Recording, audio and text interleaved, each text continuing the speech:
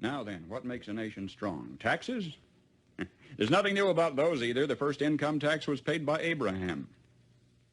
It was written on a rock by the hand of divinity and handed to Moses at the top of Mount Sinai. And you might want to remember this. It was at the flat rate of 10%.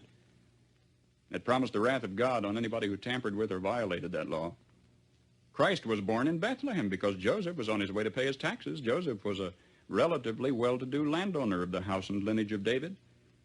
Yet the taxes exacted by Caesar Augustus were so exorbitant that he didn't have enough money left over to employ a trusted messenger for the mission, so though his wife was great with child, he made the journey himself. And Christ was born in Bethlehem because Joseph was on his way to pay his taxes. And Christ was born in a manger because there was a housing shortage when he got there. Our problems are not new. At Runnymede, the Magna Carta was handed to King John on the end of a sword, denying to royalty the right of unlimited taxation. Yet you know it was for us, the American people, to become the first in recorded history ever voluntarily to surrender our rights to private property. Oh, yes, we did. With an innocent-sounding constitutional amendment, the 16th, which says that Congress shall have the power to lay and collect taxes on incomes from whatever source derived, and we forgot to put any limit on the extent to which we could tax ourselves. Conceivably, we could be taxed out of all private property. We could be taxed not 70%, 80%, 90%, but 100%. We could awaken one morning and find that the government owns the farm and the house and the car and has a mortgage on the church, legally. Historically, whenever any nation has taxed its people more than 25% of their national income, initiative was destroyed and that nation was headed for economic eclipse. Presently, the American people are being taxed 33% of their total income. History says we'll roll forward on momentum for a little while, but we'd better get some more gas in the tank pretty quick. You see, ours is not the first by George good government to arise on the world stage. There have been several. Rome, and Spain, and Greece, and China, and each enjoyed about 150 years at its zenith. That's just about our time in the New World. And then each decayed away. Not one of them was ever destroyed by anybody else's marching legions. Each rotted away, morally, socially, culturally, economically, simultaneously. You know, one of the most cruel paradoxes of history is this. Because each was a good government, it bore bountiful fruit. And when it bore bountiful fruit, the people got fat. And when they got fat, they got lazy. And when they got lazy, they began to want to absolve themselves of personal responsibility and turn over to government to do for them things which traditionally they had been doing for themselves. At first, there appears to be nothing wrong in asking government to perform some extra service for you, but if you ask government for extra services, government, in order to perform its increasing function, has to get bigger, right? And as government gets bigger, in order to support its increasing size, it has to what? Tax the individual more, so the individual gets littler. And to collect the increased taxes requires more tax collectors, so the government gets bigger, and in order to pay the additional tax collectors, it has to tax the individual more, so the government gets bigger and the individual gets littler.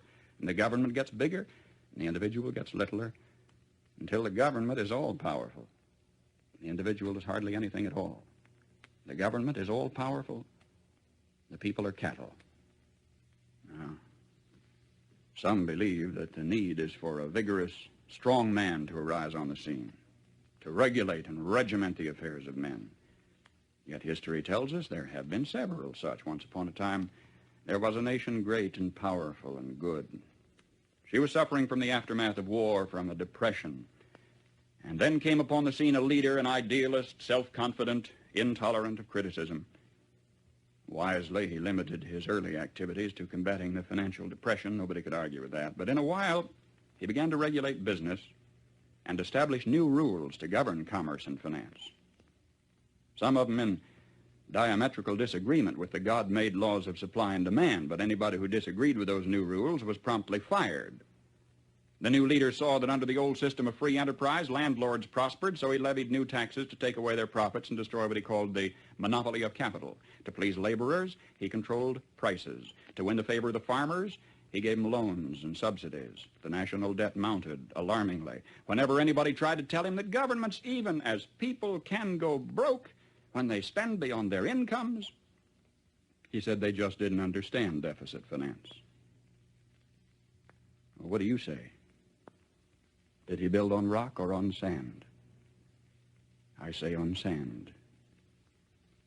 For you see, this was the story of Emperor Su Tongpo, who led China to its doom more than 1,000 years ago. I am satisfied with all my heart that if Uncle Sam ever does get whipped, here, too, it will have been an inside job. It was internal decay. It was not external attack that destroyed the Roman Empire. Starting about 146 B.C., internal conditions in Rome were characterized by a welter of class wars and conflicts, street brawls, corrupt governors, lack of personal integrity and moral responsibility. About 290 years after Christ, a Roman emperor named Diocletian took over. He really grabbed the bull by the horns. He took over in a period of turmoil and severe depression. The first thing Diocletian did was call in the gold and close the banks and raise the taxes. He reduced the power of the Senate, delegated its power to a lot of little government bureaus. Do you know they even had a Transportation Act back there prescribing the fee required to rent one laden ass per mile? And at today's rate of exchange, it would have amounted to about 1/8 cent per mile, which meant that in order to make a profit, a jackass would have to carry 5 passengers. That was simply beyond the capacity of the jackass. Diocletian put millions of people on the public payroll, but when this failed to do the job, the country was still in trouble. He asked more personal powers for himself. For a brief while, incidentally, they were standby powers, but then he used them all at once. He froze wages, he froze prices, he froze jobs, he stopped profits, he dictated to the farmer what he should plant, when and how he should sell it, and for how much, and he rationed food. And what happened? The labor market closed down. Incentive was gone. Farm life became dependent on bureaucratic red tape. Exorbitant taxes cost the farmer his land. He kept for himself only a small plot on which he might grow turnips for his family. He lost the rest of it to the state. And without food and with incentive gone, city life stagnated and declined. And Rome passed into what history has recorded as the Dark Ages, lasting 1,000 years. Just by turning to the left, the world has gone in circles.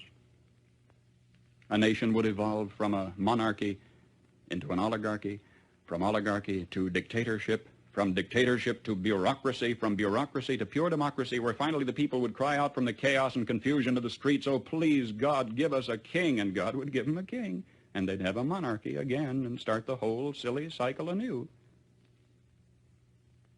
Now, either we will profit from the errors of their ways, or it follows as the night the day, our children are going to have to relive the Dark Ages all over again. How come, after thousands of years of experiment, our new nation has come so far so fast? All this in less than 200 years. What is the secret of our success? Well, I think it had to do with a basic American's creed. Perhaps it never passed the pioneer's lips in this form, but if it had, I think he would have said something like this: I believe in my God, in my country, and in myself. I know that sounds like a trite, too simple thing to say, and yet it's a rare man today who will dare to stand up and say, I believe in my God and my country and in myself, and in that order. When the early American pioneer first turned his eyes toward the West, there were only Indian trails, or traces as they were called, for him to follow through the wilderness. Do you know today you can roller skate from Miami to Seattle? From San Diego to Plymouth Rock? In this little bitty instant, as historical time is measured, our 7% of the Earth's population has come to possess more than half of all the world's good things. How come? Well, sir, when that early pioneer turned his eyes toward the West, he didn't demand that somebody else look after him. He didn't demand a free education. He didn't demand a guaranteed rocking chair at eventide. He didn't demand that somebody else take care of him if he got ill or got old. There was an old-fashioned philosophy in those days that a man was supposed to provide for his own and for his own future. He didn't demand a maximum amount of money for a minimum amount of work, nor did he expect pay for no work at all. Come to think of it, he didn't demand anything. That hard-handed pioneer just looked out there at the rolling plains stretching away to the tall green mountains, and then lifted his eyes to the blue skies and said, "Thank you, God. Now I can take it from here."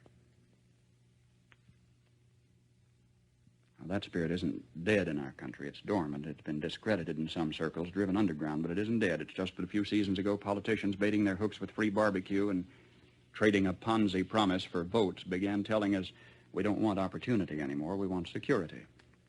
We don't want opportunity, they said, we want security. They said it so often we came to believe them. We wanted security. And they gave us chains, and we were secure. Suddenly, with our constitutional guarantees depleted, with our national character eroding away, with our tax laws penalizing those who dare to prosper, with workers concentrating on how little they can get by with instead of how much they can produce, suddenly we looked overhead one day to discover that the first tin moon in space was a Russian accomplishment, that free men dragging their feet had been outdistanced by slave workers dragging their chains, and we were sore afraid. Perhaps this was a disguised blessing, too. Maybe a dramatic accomplishment by this Cold War adversary was necessary to get us off our dead centers and back to work again. If we can revive in ourselves, then in our youth, something of that basic American's creed, the horizon has never, ever been so limitless. For man stands now on the threshold of his highest adventure of all, his first faltering footsteps into space. 20 years from today, half of the products you will be using in your everyday living aren't even in the dictionary yet. We've got it made. If we just keep on keeping on, we've got it made. And if we don't, we will follow those other great nation-states of history into the graveyard of ignominious oblivion. History promises only this for certain. We will get exactly what we deserve.